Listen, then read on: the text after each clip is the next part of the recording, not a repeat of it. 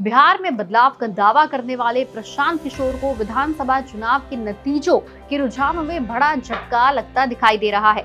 चुनाव आयोग के 11:30 बजे तक के आंकड़ों में प्रशांत किशोर को एक भी सीट की बढ़त नहीं मिली है। प्रशांत किशोर की जन स्वराज पार्टी ने बिहार की 234 सीटों पर उम्मीदवारों की घोषणा की थी।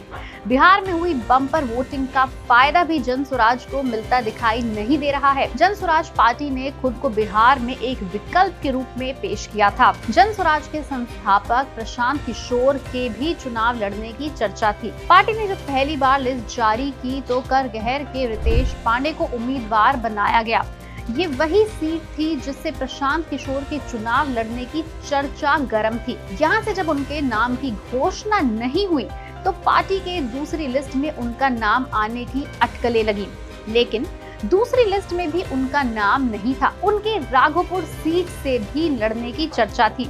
प्रशांत किशोर ने चुनाव नहीं लड़ने का फैसला लिया।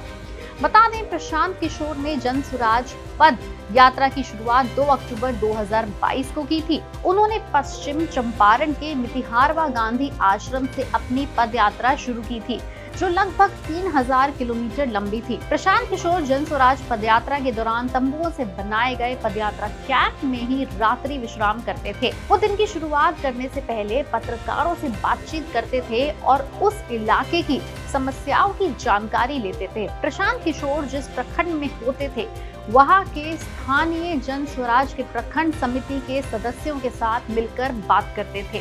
वहीं प्रशांत किशोर ने अपनी 2 महीने की पदयात्रा के दौरान लगभग 5000 से ज्यादा गांव में जाकर संवाद किया था।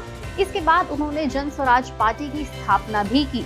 प्रशांत किशोर ने बिहार विधानसभा चुनाव में मतदाताओं के राज्य के विकास, शिक्षा और रोजगार के मुद्दों पर ध्यान केंद्रित करते हुए इस बार नया विकल्प जन स्वराज पार्टी को चुनने की अपील की थी।